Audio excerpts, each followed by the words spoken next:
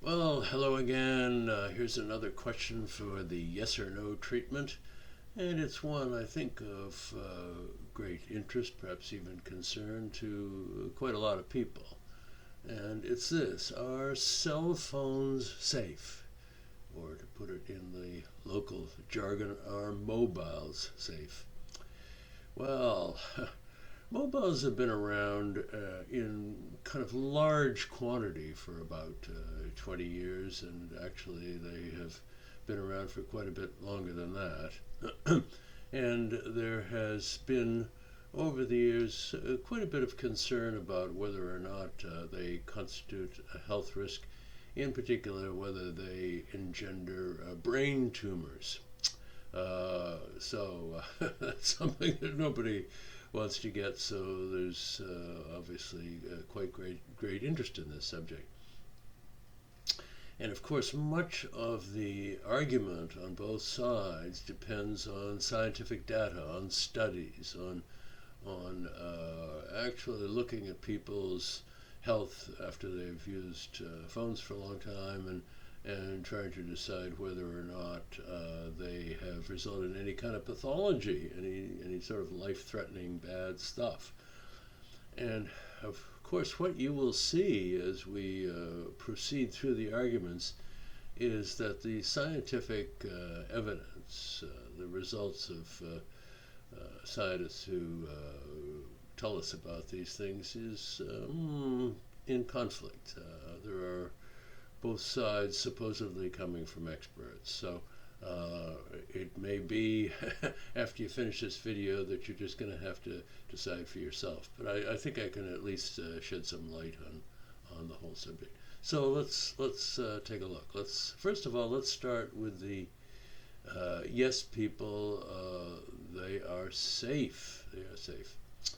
Well, as I mentioned, what the most of the people who advocate for phones and say they really are safe to use will cite some major studies to begin with.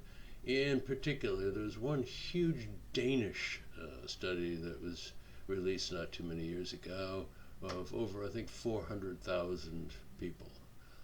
400,000 substantial and heavy users of cell phones. And their conclusion was there's no health risk. There was no correlation between the usage of mobile phones, cell phones, and any kind of egregious health risk, death indicating cancers, brain tumors, one thing and another. It just wasn't there. So that was kind of comforting. And there have been other studies that have said the same thing. Furthermore, there have been pronouncements by the organizations like the Food and Drug Administrations in America. Always has been an objective, reliable organization. Of course, before Trump got to it, I don't know if he probably tried to subvert them in some way, but in any case, they're a pretty reliable outfit, as are the Institutes of Health. And none of these organizations of government have pronounced the product to be unsafe. And so one can take a certain amount of comfort from that. Furthermore, we do have a lot of history now, and intense use for, say, 20 years, but some use well before that. And there has been no increase in America, for example, in the incidence of brain tumors. So one would have expected some kind of large-scale impact on the population as a whole if these things really were dangerous, and it just doesn't seem to have happened. So that's all pretty comforting, pretty comforting. What are the arguments on the other side? Those who would say, no, they're not safe. Where do we start with that? Well, first of all, let's be cynical for a moment and realize that big companies, for example, the manufacturers of cell phones, big companies often get in the way of telling the truth about their products. They find tame scientists or doctors or whatever to advocate that they're okay, and we have seen this time and time again. We've seen the Perhaps the nuclear power industry telling us that living next to nuclear power plants is no problem with that. We, of course, had the tobacco business, oh my goodness, for a long time denying that there was any problem with cigarette smoking. I mean, it was just a blatant lie, really.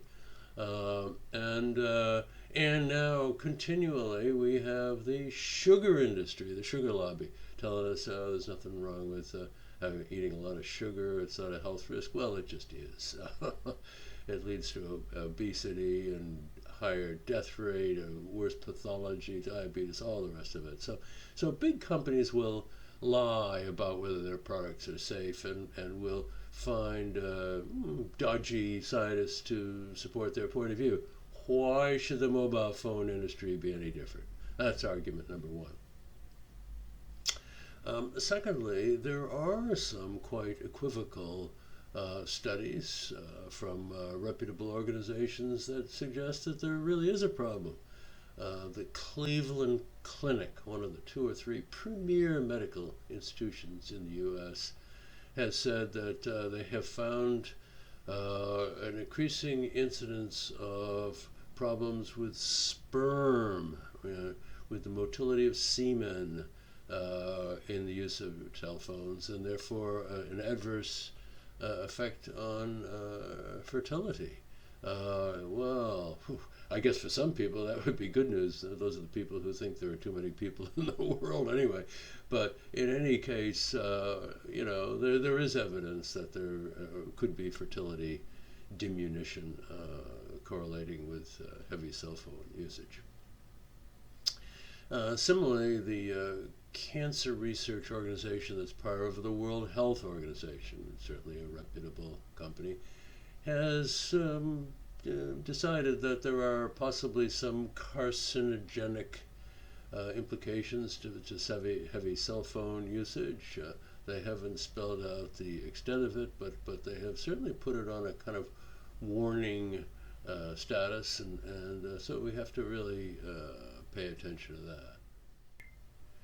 Next, don't get too excited about the argument that brain tumors haven't increased, because the experts on this subject of glioma and some of these other forms of brain tumors will tell you that the latency period, i.e. the amount of time that the